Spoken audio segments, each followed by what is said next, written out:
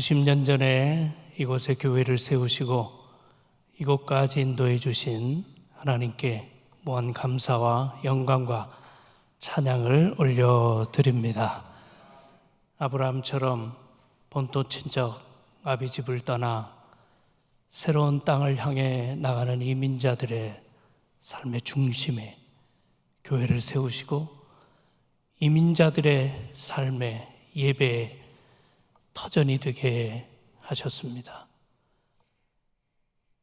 우리가 살아가는 공동체들, 커뮤니티, 이 사회의 고통과 슬픔에는 항상 앞장서게 하시고 많은 교회들에게는 어머니 교회처럼 사랑의 울터리가 되게 하셨습니다. 우리에게 맡겨주신 소중한 자녀들을 믿음으로 양육하는 일을 게을리하지 않도록 주님께서 늘 동행해 주셨습니다. 이 귀한 일을 이루도록 땀과 눈물과 기도로 섬기는 귀한 믿음의 선조들, 선배들도 허락해 주셨습니다. 이 모든 일을 이루신 분은 그 어떤 인간이 아니라 오직 우리 주 예수 그리스도이심을 믿습니다. 이곳까지 인도해 주신 에베네셀의 하나님께서 앞으로의 50년, 앞으로의 100년 주님 오시는 날까지 임마누엘 하셔서 이 교회를 통해서 하나님의 영광을 올려드릴 수 있도록 축복해 주실 줄로 믿습니다. 주님께 무한 영광과 감사와 찬양의 마음으로 하나님께 영광의 박수를 올려드리시면 좋겠습니다.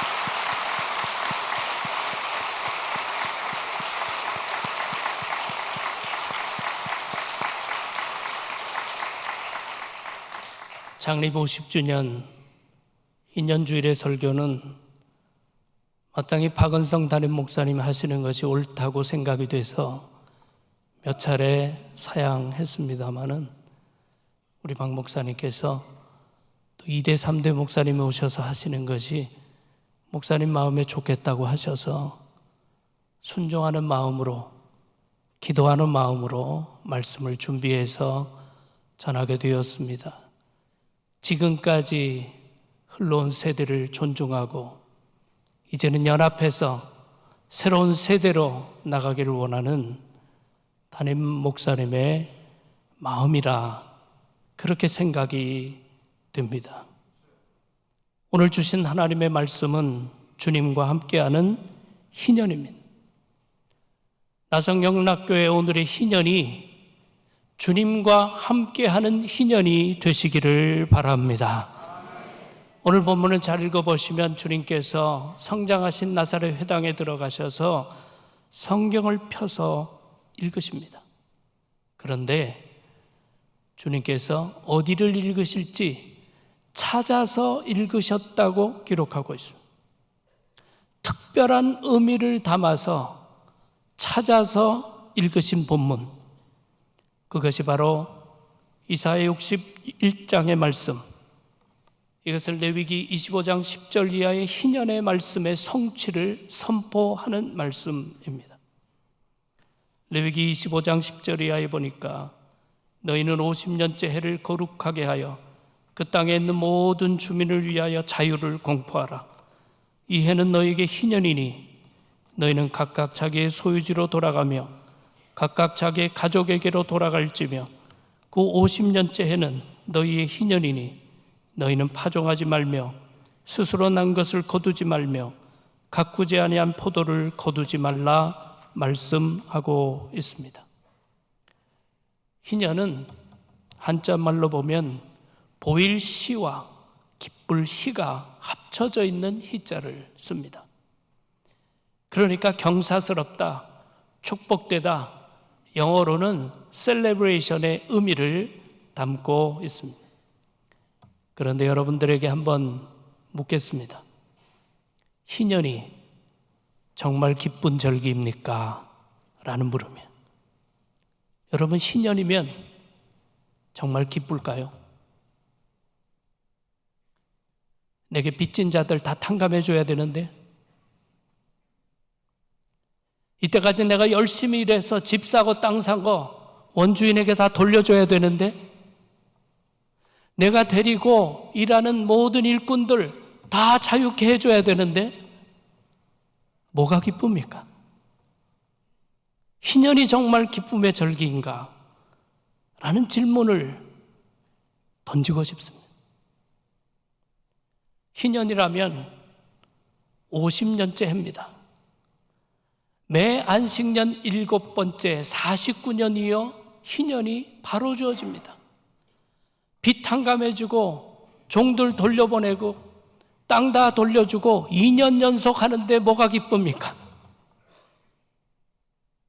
그런데 왜 이것을 희년이라고, 은혜의 해라고, 기쁨의 절기라고 말하는가? 이 의미를 깊이 생각해 보아야 합니다. 성경에는 희년에 관한 율법이 잘 나와 있지만 성경 자체에도, 유대 어떤 기록에도 언제 희년을 어떻게 지켰다는 기록을 찾아보기가 어렵습니다. 바벨론 포로 이후에는 분명 한 번도 유대인들이 지키지 않은 절기가 희년입니다. 기원전 586년 바벨론에게 나라를 빼앗긴 이후에 오늘날까지 최소 2609년 동안 한 번도 지키지 않은 절기가 희년입니다. 지금까지 희년을 즐기지 못하는 이유는 나라를 빼앗기고 땅들을 빼앗기고 노예로 끌려가고 회복하지 못했기 때문입니다. 바벨론 포로 이전에도 정확하게 언제 이 희년을 지켰는지 찾기가 쉽지 않습니다. 여러분, 과연 왜 희년이 이렇게 어려운 절기일까요? 여러분, 희년이 기쁨의 절기인데 과연 누가 기뻐하는 것입니까? 희년에 기뻐하는 자들은요, 종들입니다. 노예들입니다. 빚진 자들입니다. 무능해서 집도 지키지 못하고 심지어 자녀들까지 노예로 팔아 넘긴 연약한 자들만 기뻐하는 절기가 희년입니다. 여기에 깊은 희년의 의미와 영적 의미가 담겨 있습니다. 우리가 종되지 않으면, 우리가 하나님 앞에서 아무것도 아니라는 고백이 없다면 희년은 절대로 기쁨의 절기가 아닙니다. 죄악과 사단의 권세 밑에 신음하고 고통하는 이들, 정욕과 우상적인 잘못된 가치관으로부터 고통하는 이들이 예수 그리스도의 은혜로 구원을 얻고 참 자유를 얻고 생명을 얻을 때 비로소 기뻐할 수 있는 것, 그것이 희년이라는 뜻입니다. 오늘 본문 말씀에 이것이 정확하게 기록되어 있습니다. 20절에 보니까 책을 덮어 그 맡은 자에게 주시고 앉으시니 회당에 있는 자들이 다 주목하여 보더라. 이에 예수께서 그들에게 말씀하시되 이 글이 오늘 너희 귀에 응하였느니라 하시니, 주님이 회당에 앉으시고 하나님의 말씀을 선포하시고 이 글이 너희에게 오늘 응하였다 말씀하십니다. 여러분, 진정한 희년의 주인은 우리 주 예수 그리스도이십니다. 희년을 희년되게 하고 죄악과 욕망에 노예된 우리들을 진정 자유케 하시는 분은 우리 주 예수 그리스도다 하는 사실입니다.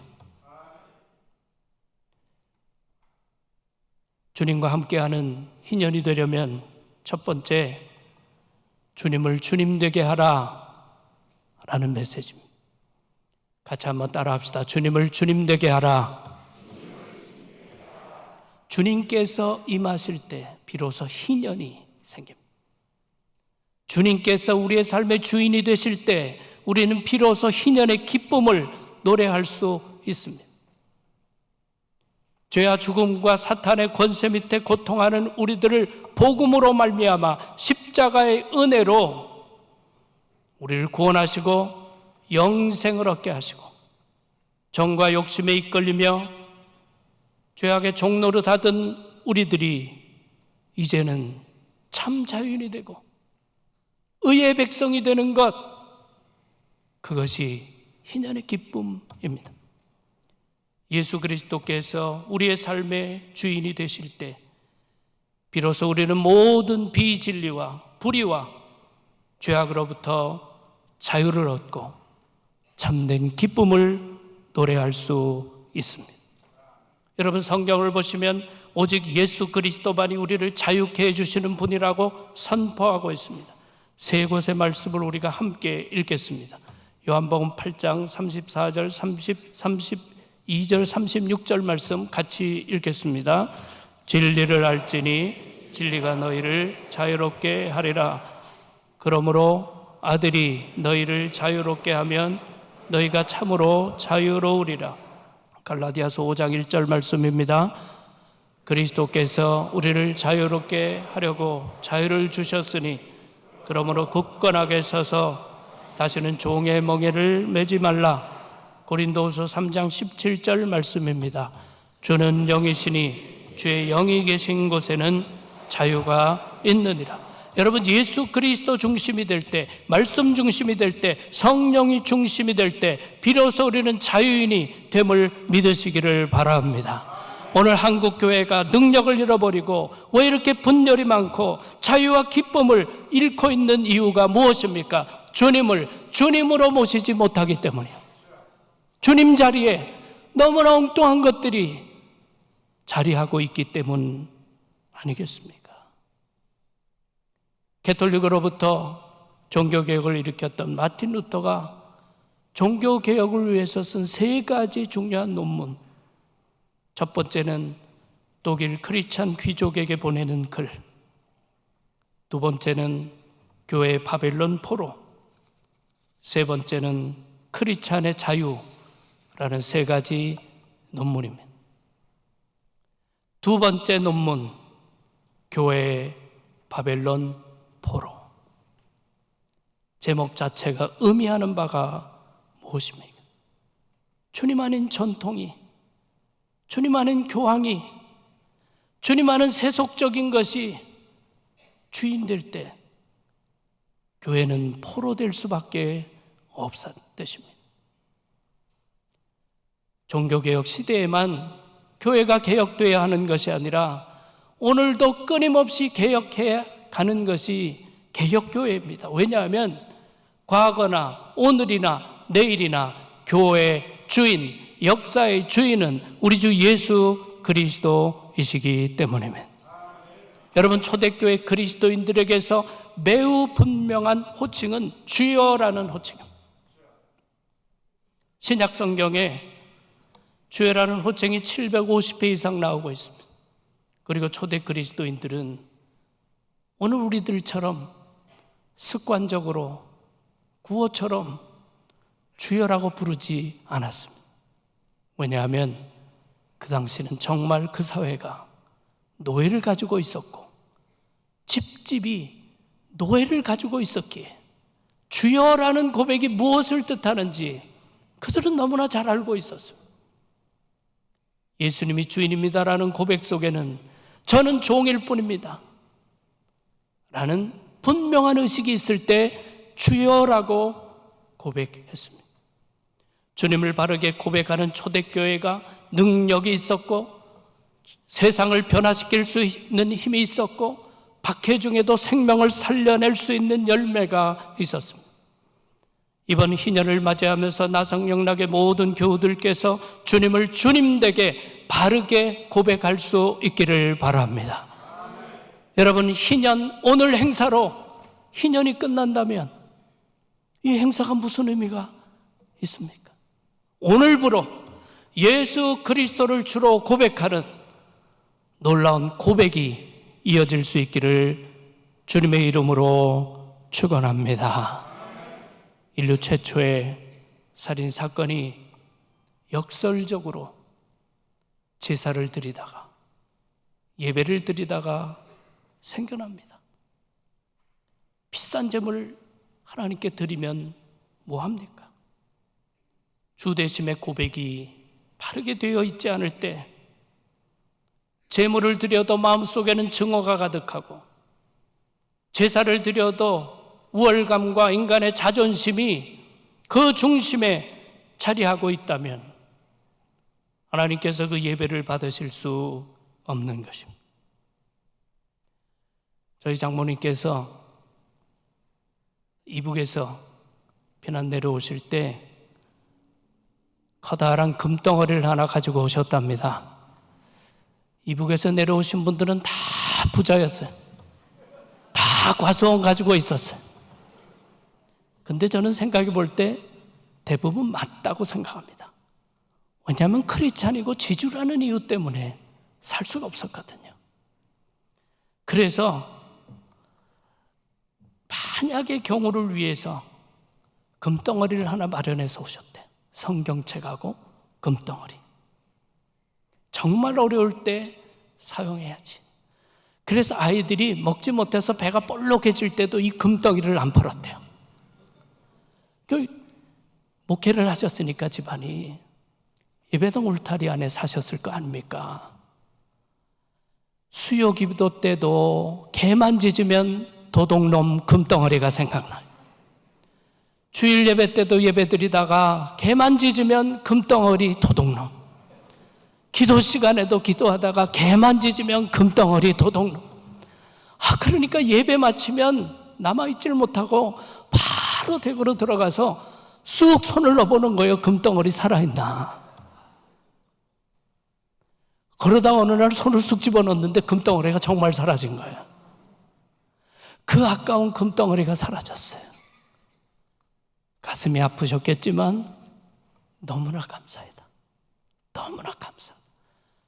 이 금덩어리 때문에 예배를 시간에도 도둑놈 금덩어리, 기도 시간에도 도둑놈 금덩어리, 그 금덩어리 잊어버리고 비로소 하나님께 예배할 수 있었고 하나님께 기도할 수 있었다고 고백하셨습니다.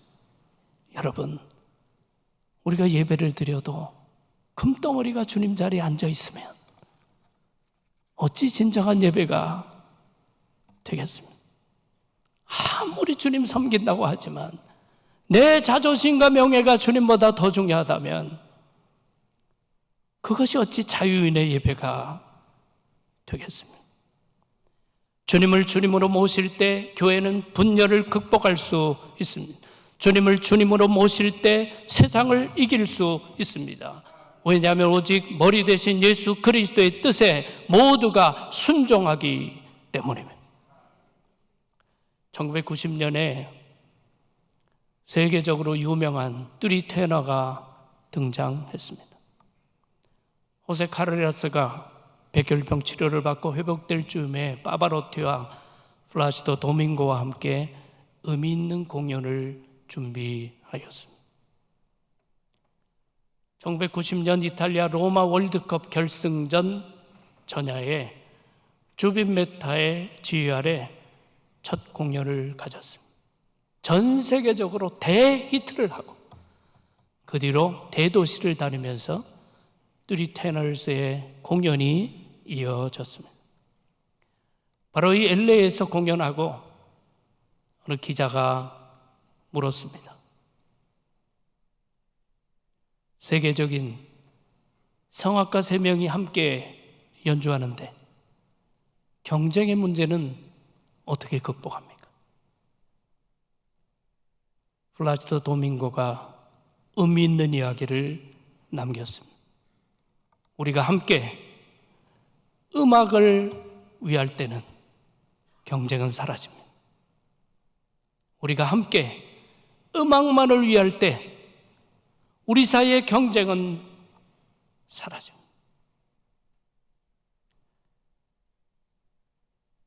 여러분, 소위 스타일일수록 함께 일하는 것이 어렵습니다. 누구든지 자기 자신의 영광, 인기에 집착하기 때문이죠. 우리들이 주님 섬기는 일에 교회 생활에도 스타가 되려 한다면 분열의 씨앗이 될 수밖에 없습니다. 우리 모두 주님만을 위한다면 모든 경쟁과 분열은 사라지고 하나님의 이름만 높여질 것입니다. 우리가 희년을 맞이하면서 주님을 주님으로 고백함으로 위로는 구원이 회복되고 옆으로는 화평이 회복되고 내면에는 참 자유를 경험하게 되며 이 모든 결과로 하나님께 영광 돌리는 나성영락교회가 될 수 있기를 주님의 이름으로 축원합니다. 두 번째, 주님과 함께하는 희년이 되려면 세컨 찬스를 주시는 주님을 보아라 라는 것입니다. 같이 읽겠습니다. 세컨 찬스를 주시는 주님을 보아라. 여러분, 희년은 세컨 찬스를 주는 해입니다. 우리 하나님은 세컨 찬스를 주시는 하나님입니다. 모세가 하나님으로부터 받은 그 귀한 돌판을 집어던져 깨뜨렸을 때 하나님은 또다시 만들어주셨어요. 요나가 니느웨에 가서 복음 전하라는 명령을 반대로 거역하고 나갔을 때 하나님께서 또다시 기회를 주셨습니다. 베드로가 주님을 부인하고 주님을 버리고 떠났지만 주님께서 베드로를 찾아오셔서 네가 나를 사랑하느냐 물으시고 세컨 찬스, 내 양을 먹이라는 기회를 주셨습니다. 가늠하는 현장에서 잡혀온 여인, 나도 너를 정죄하지 아니하노니 다시는 죄를 짓지 말라 선포하십니다. 입다는 본래 사상하였기에 집에서 쫓겨나고 본래 건달의 두목이 되었습니다. 하지만 암몬이 쳐들어와 나라를 위태롭게 할 때 하나님께서는 그를 사사로 불러주셨습니다. 세컨 찬스의 하나님. 여러분, 희년이 바로 우리 모두에게 또 한 번의 기회를 주시는 해 아닙니까? 희년은 유대인들에게만 있는 아주 독특한 제도로서 다시 한번 기회를 주어라. 희년의 메시지입니다. 안식년 희년 제도를 통해서 본주인에게 돌려주라는 것이죠. 여러분, 가나안 땅 하나님께서 처음으로 이스라엘에게 땅을 주실 때 제비 뽑아 가지게 하셨습니다.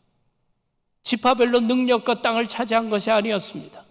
제비 뽑아 주셨습니다. 그 얘기는 이 땅이 하나님이 너에게 주시는 것이다, 그 뜻이었습니다. 하지만 살다 보면 무능한 자도 나오고 살다 보면 여건이 어려워지는 자도 나옵니다. 빚도 지게 되고요, 갚을 능력이 없을 때 자녀를 종으로 팔기도 했습니다.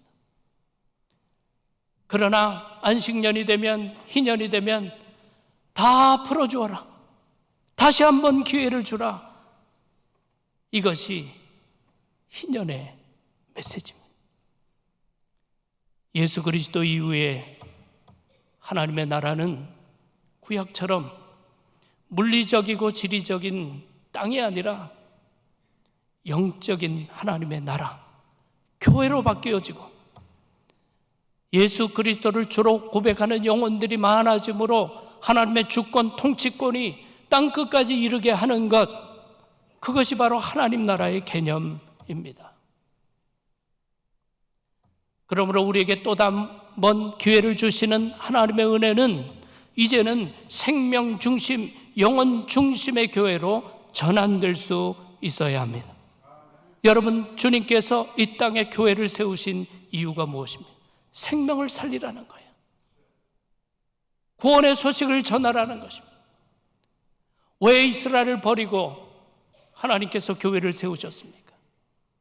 분명 아브라함 때부터 너로 인하여 땅의 모든 족속이 복을 하겠다고 말씀하셨지만 유대인들은 교만에 빠졌습니다. 우리 유대인만 선민이고 하나님 모르는 저 이방 족속들은 개와 같아서 우리가 상종할 수 없습니다. 끊임없이 교만에 빠져 있었습니다. 유대인들을 붙들고는 땅끝까지 구원의 역사를 펼치려는 하나님의 꿈이 이루어질 수 없었기에 유대인들을 버리고 교회를 세우신 것이죠. 성경을 읽어볼 때 주님께서 가장 기뻐하신 일이 무엇일까? 누가복음 15장 7절에 보면 내가 너희에게 이른노니 이와 같이 죄인 한 사람이 회개하면 하늘에서는 회개할 것 없는 의인 99으로 말미암아 기뻐하는 것보다 더하리라. 오늘의 교회가 생명에 관심이 없고 전도와 선교에 관심이 없다면 유대인들과 다를 바가 무엇이 있습니까? 유대인들도 하나님이 포기하신 이 땅의 교회 붙들고 있다가 생명 살리는 일이 무능해지면 하나님께서 어떻게 이 땅의 교회를 믿고 구원의 역사를 이루겠습니까? 세컨드 찬스, 우리에게 또 한 번의 기회를 주시는 것은 이제는 일 중심이 아니라 생명 중심이 되라고, 사업 중심이고 내가 더 높아지는 데 관심을 가지는 것이 아니라 한 영혼이라도 더 구원하기 위해서 힘쓰는 것, 바로 그것이 보답하는 길입니다.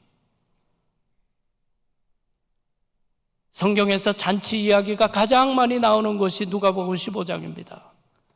잃은 양 한 마리 찾아서 온 동네 사람 불러 모아 잔치 벌입니다. 잃었던 동전 하나 끊임없이 찾다가 찾아서 사람들 불러 잔치를 벌입니다. 잃었던 아들 다시 돌아올 때 잔치를 벌입니다. 생명에 관심이 없었던 탕자의 형은 유일하게 기뻐하지도 않았고 잔치에 들어오지도 않았습니다. 초대교회처럼 구원 얻는 영혼이 날마다 더하는 교회, 이런 생명으로 인해서 잔치하는 교회, 그것이 바로 주님 가장 기뻐하시는 교회, 세컨드 찬스에 은혜를 입은 나성영락교회가 추구해야 할 일이라는 사실을 믿으시기를 바랍니다. 유명한 세계적인 기독교 작가 필립 얀시가 쓴 책 가운데 교회, 나의 고민, 나의 사랑이라는 책이 있습니다. 교회, 나의 고민, 나의 사랑. 우리 마음이 그렇지 않습니까? 교회, 나의 고민, 나의 사랑. 너무나 교회를 사랑하는데 교회가 또 너무나 고민거리. 필립 얀시가 경험한 고백입니다. 필립 얀시는 아주 보수적인 교회에서 태어나서 성장한 믿음의 사람입니다. 성장하면서 교회 자체가 가지고 있는 모순과 위선과 갈등으로 인해서 오랜 세월 교회를 떠났습니다. 그가 다시 깨닫고 돌아오는 과정을 쓴 책입니다. 거기에 보면 C.S. 루이스의 고백처럼 나는 하나님을 예배하고 싶은데 교회 때문에 방해를 받았다라는 글이 나옵니다. 나는 하나님을 예배하고 싶은데 교회 때문에 방해를 받았다. 주님의 몸된 교회에서 우리가 예수 그리스도를 주 되심을 바르게 고백하지 못하게 될 때 안타깝게도 교회가 예배를 방해하게 되고 교회가 구원의 역사를 방해하게 될 수 있습니다. 왜 그럴까요? 주님이 주도하지 않기 때문에.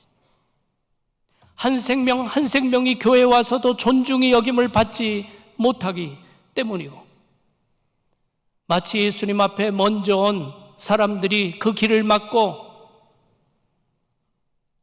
중풍병자가 주님 만나지 못하게 한 것처럼 치유의 방해가 될 수 있다는 것이죠. 여러분, 오늘날 한국교회는 참으로 엄청난 위기를 맞이했습니다. 가난한 성도가 급격히 늘어나고 있습니다.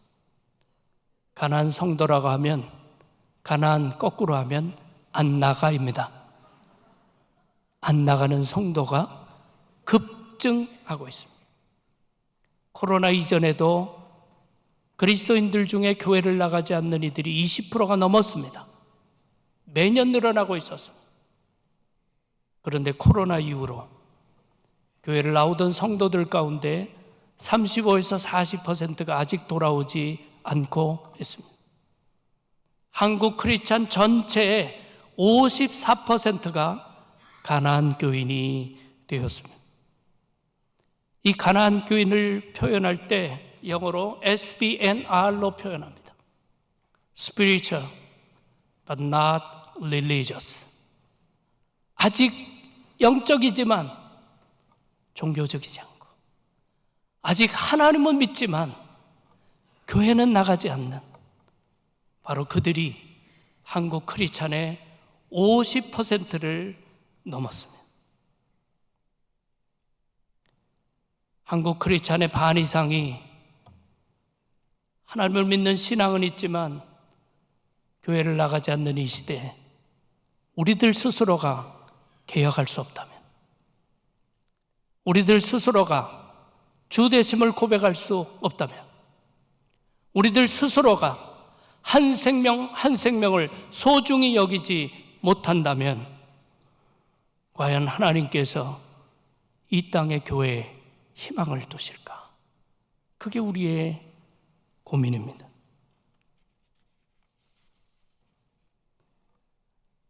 유대인이 해석한 바벨탑 이야기가 이렇습니다. 바벨탑은 너무나 높게 쌓았으므로 그 꼭대기까지 올라가는데 1년이나 걸렸다.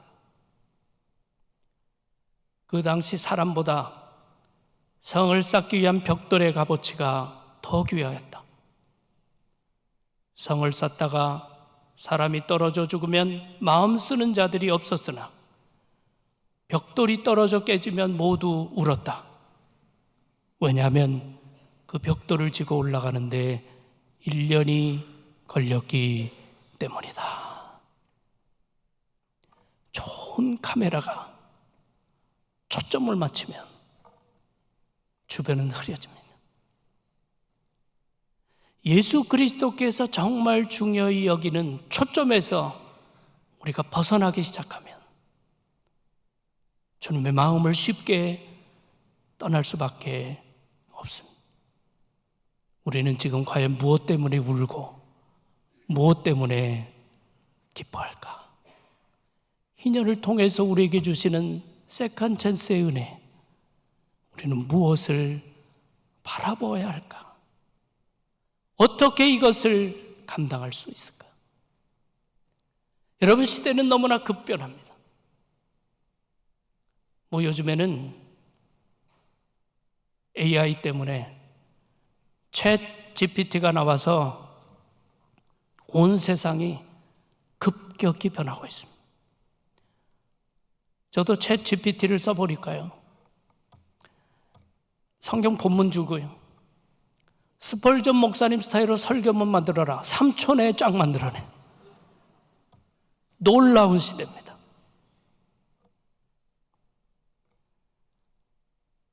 앞으로는 전문적인 지식을 요구하는 직업이 가장 빨리 없어질 가능성이 매우 높습니다. 인공지능이요, 세계적인 철학자들보다 철학론제를 훨씬 더 잘 풀어냅니다. 인공지능이요, 웬만한 자격시험은 한 번에 다 패스합니다. 이런 시대에 교회 역할이 무엇입니까? 더 많은 지식을 쌓아야 됩니까? 더 좋은 테크닉을 개발해야 됩니까? 이런 시대에 교회가 그 사명을 감당하려면 주님의 터치, 휴먼 터치가 필요한 거예요. 위로하고 사랑하고 기도하고 중보하고 세상에 고독하고 상처받은 심령들을 AI가 위로해 주지 못합니다. 과학이 발달할수록 교회의 본질적 사명이 더욱더 중요해진다는 이야기입니다. 제가 지금 섬기고 있는 잠실교회에 이야기를 해서 죄송합니다마는 저도 이런 고민을 가지고 늘 목회하니까요. 저희 교회 장로님들 중에는 부서장 안 맡고 계신 분들도 계시고요. 그래도 모두가 평안하세요. 전혀 문제가 되지 않습니다. 왜냐하면 교회에서 일하는 것보다 영혼 돌보는 게 훨씬 중요하다는 것 아시고 저와 그런 일 하자는 거예요. 저희 목회 중에 하나님께서 참 축복해 주신 것 중에 하나는 지금까지 계속해서 30, 40대 젊은 부들이 매년 세교회 가운데 50% 정도가 됩니다. 한국에도 이런 교회가 거의 없습니다. 그런데 제가 장로님 부부들께 젊은 부부들을 좀 책임져 달라고 부탁드렸어요. 이 젊은 부부들은요, 굉장히 바쁘게 삽니다. 결혼 있죠. 아기 낳죠. 돌 있죠. 또 태어나서 성전 나오면 성전 기도 있죠. 그럴 때마다 장로님 부부가 쫓아갑니다. 축복해 줍니다. 선물 드립니다. 그러니까 여러분 30, 40대 젊은이들이 부흥할 수밖에 없어요. 인생의 멘토가 되어주고 기도자가 되어줄 때 그들이 정착할 뿐 아니라 교회 기둥으로 자라가고 있습니다. 그분들이요, 이 책임을 맡았기 때문에 새벽 기도를 빠지지 않아요. 기도해야 할 영혼들이 너무나 많은 거예요. 여러분, 우리에게 주어지는 또 한 번의 기회는 생명에 관심 가져야 돼요. 영혼에 관심을 가져야 돼요. 하나님이 소중히 여기고 안타깝게 여기는 영혼에 대한 관심을 가질 때 나성영락교회는 이전보다 부흥할 뿐 아니라 이전보다 주님의 합한 교회가 될 줄로 믿습니다.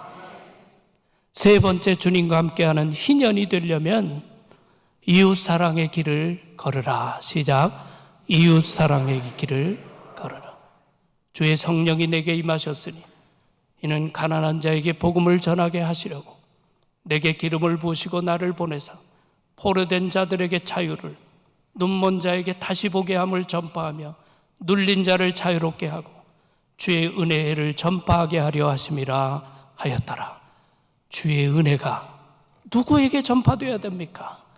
가난한 자, 포로된 자, 눈먼 자, 눌린 자들. 여러분, 희년을 맞이한 우리들의 관심이 주님의 관심처럼 가난한 자, 작은 자, 낮은 자에게로 전환되어야 한다는 뜻입니다. 우리가 잘 아는 데이브레이크 커뮤니티에서 섬겼던 헨리 나우에는 노트르담 대학에서, 예일 대학에서, 하버드 대학에서 교수 생활을 하다가 1986년 캐나다 토론토 근처에 있는 라르시 데이브레이크 커뮤니티에 영성 지도자이자 사제로 활동했죠. 정신지체 장애인들과 10년을 삽니다. 그리고 하나님의 부르심을 받았습니다. 헨리 나우엔의 고백은 내가 위를 바라볼 때는 그곳에 주님이 계시지 않았다. 내가 낮은 곳을 향할 때 그곳에 주님이 계셨다라고 고백했습니다. 이기적인 크리스찬은, 높아지려는 크리스찬은 주님을 바라볼 수 없습니다. 낮은 곳에 처할 때 비로소 소자와 함께하는 주님을 만나게 되고, 소자를 돌봤다는 것 때문에 천국에서도 상을 베푸시는 주님을 경험할 수 있게 되는 것이죠. 텍사스의 어느 교회에서, 텍사스의 땅들이 넓으니까 예배당도 넓습니다. 교회 부진회에서 유전이 발견됐어요. 축제도 이런 축제가 어디 있습니까? 희년쯤 되면 나성영락교회 울타리 안에 유전 하나 터져주면 이것처럼 좋은 게 어디 있습니까? 이것처럼 기쁠 게 어디 있습니까? 교회가 잔치가 벌려진 거예요. 근데 과연 펑펑 쏟아지는 이 기름을 어떻게 할까? 이게 고민이에요. 그래서 공동회를 모여서 세 가지 결정했습니다. 첫째, 부지런히 기름을 파낸다. 두 번째, 이익금을 온 교우들 골고루 나눈다. 세 번째, 더 이상 새가족 받지 않는다. 기름은 있지만 주님은 없어요. 수입은 생기지만 하나님의 마음에서 점점 멀리 떠납니다. 낮아질 수 있는 교회가 이 시대 소망 아닙니까? 하나님이 우리에게 주신 희년이 오늘로 끝나지 말고 이제 시작 아닙니까? 주되심을 바르게 고백하고 생명의 관심을 가지고 주님처럼 낮아질 수 있다면 이전보다 크신 영광이 이 성전 안에 가득하게 될 것이고, 좌절하고 절망하고 심지어 교회 때문에 예배의 자리에서 떠나는 수많은 영혼들을 품을 낼 수 있는 영적인 고향, 하나님께서 임재하시는 교회가 될 줄로 믿습니다.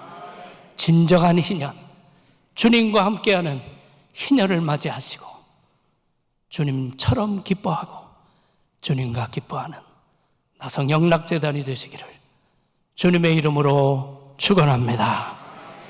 기도하겠습니다. 전능하신 여호와 하나님, 우리는 부족했지만 변함없는 사랑으로 우리를 이곳까지 인도해 주시니 감사드립니다. 주되심을 바르게 고백하며 주님 주시는 기쁨과 자유를 맛보게 하시고 다시 한번 우리에게 주시는 기회를 통해서 생명을 살려내고 그 생명으로 인하여 잔치하는 교회가 되게 하여 주시옵소서. 주님과 함께 낮아지는 교회 되게 도와주시고 은혜의 해가 선포되었던 가난한 자, 눈먼 자, 자유를 잃어버린 자들에게 소망이 되는 나성영락교회가 되게 하여 주시옵소서.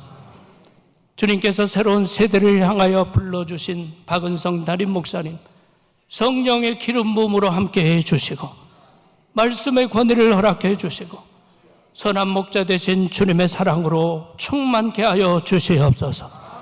온 당회가 연합하게 하시고 온 재직회가 연합하게 하시고 모두가 주님을 고백하는 성령 충만한 교회로 축복하여 주시옵소서. 예수 그리스도 이름으로 기도하옵나이다. 아멘.